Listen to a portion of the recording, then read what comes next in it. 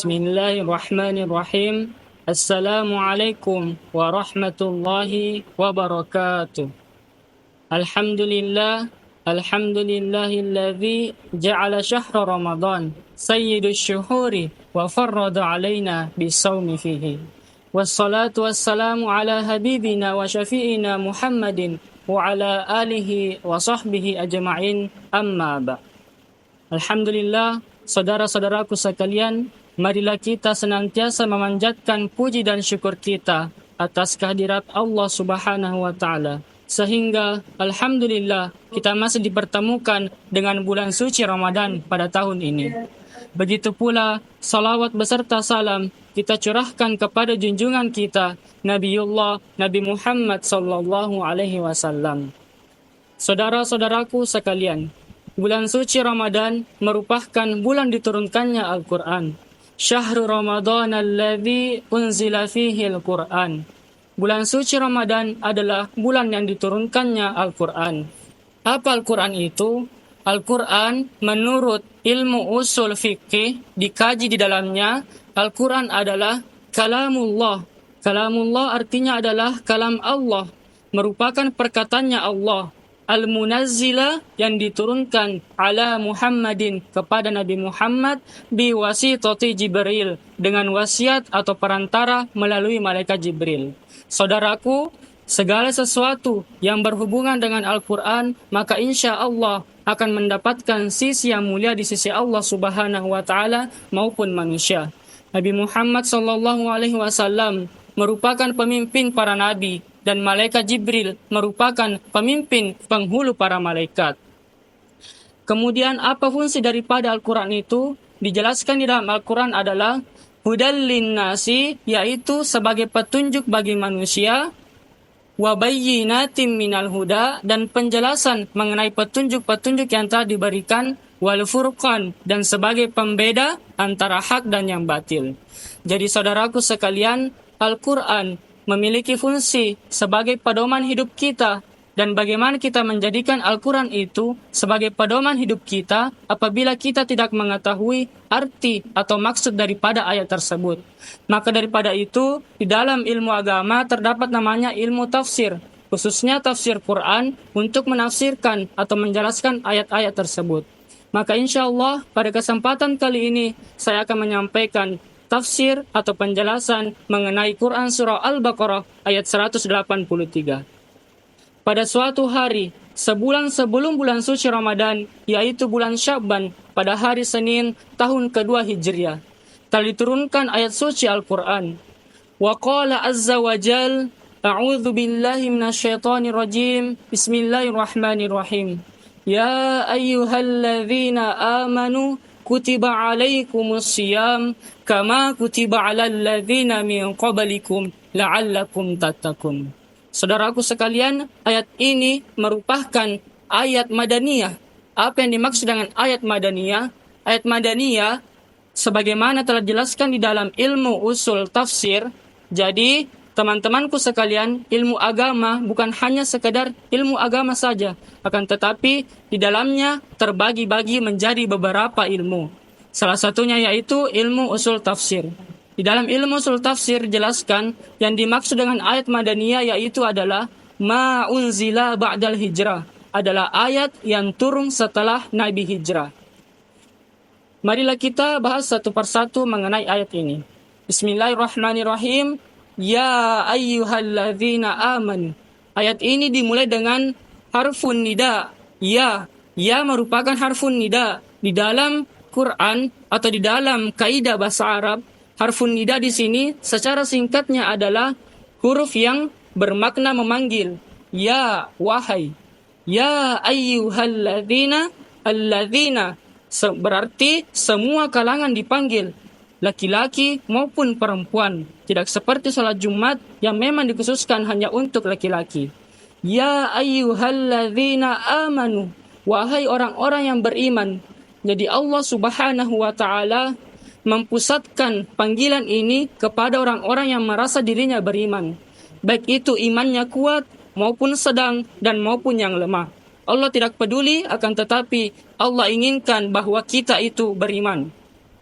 Kemudian apa yang dimaksud dengan iman? Iman adalah tasdiqu bil qalbi, dibenarkan di dalam hati, wa iqrarum bil lisani, dan diucapkan melalui lisan atau lidah, la ilaha illallah wa asyhadu anna Muhammadar Rasulullah. Tiada Tuhan selain Allah dan aku bersaksi bahwa Rasulullah merupakan utusannya. Kemudian wa amilu bil arkan, dan diamalkan melalui anggota tubuh. Misalnya kita sholat, kita zikir, mengingat kepada Allah Subhanahu wa ta'ala. Kemudian ya ayyuhalladzina amanu kutiba. Kutiba di dalam bahasa Arab apabila terdapat suatu kalimat dengan pola UIA, maka dinamakan kalimat pasif. Pasti itu merupakan kalimat pasif. Kutiba artinya diwajibkan. Apa yang dimaksud dengan wajib? Wajib adalah apabila dikerjakan kita akan mendapatkan pahala, dan apabila ditinggalkan maka kita akan mendapatkan ganjaran berupa dosa. Saudaraku sekalian, di dalam Islam terdapat 5 hukum. Yang pertama, yang paling tinggi derajatnya adalah wajib. Kemudian di bawah daripada wajib adalah sunnah. Sunnah apabila dikerjakan kita mendapatkan pahala, dan apabila ditinggalkan tidak akan mendapatkan apa-apa. Kemudian di bawahnya sunnah terdapat mubah. Mubah artinya adalah boleh. Kemudian di bawahnya mubah terdapat makruh. Kemudian yang terakhir memiliki derajat paling rendah yaitu adalah haram. Sekali haram maka akan tetap haram. Kemudian dilanjutkan ayatnya Allah Subhanahu wa taala, ya ayyuhalladzina amanu kutiba alaikumus siyam. Siyam adalah puasa. Apa yang dimaksud dengan puasa? Puasa secara bahasa atau menurut lughah yaitu adalah al-imsak, artinya adalah menahan.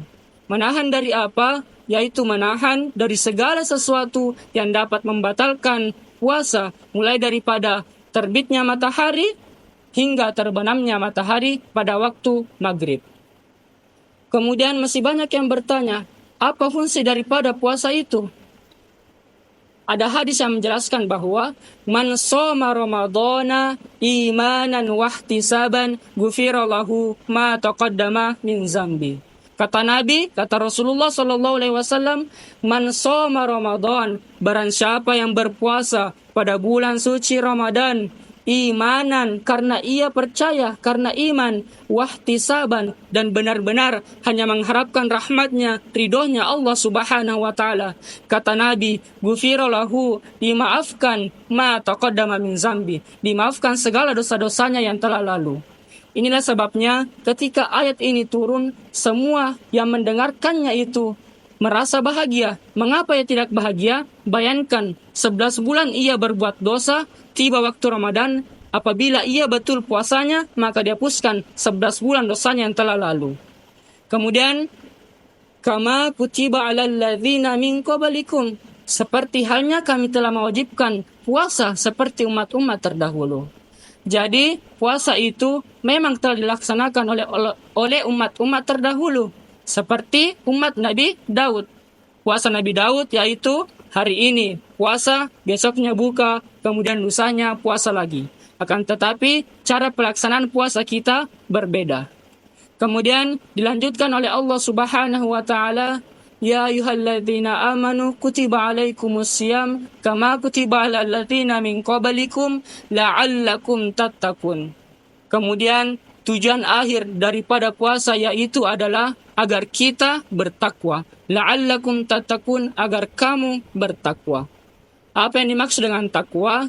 Takwa di dalam kitab Riyadhus Shalihin karyanya Imam Abu Zakaria atau lebih kenal dengan Imam An-Nawawi, yang dimaksud dengan takwa yaitu adalah mengerjakan segala sesuatu yang diperintahkan oleh Allah Subhanahu wa taala dan meninggalkan segala sesuatu yang dilarangnya.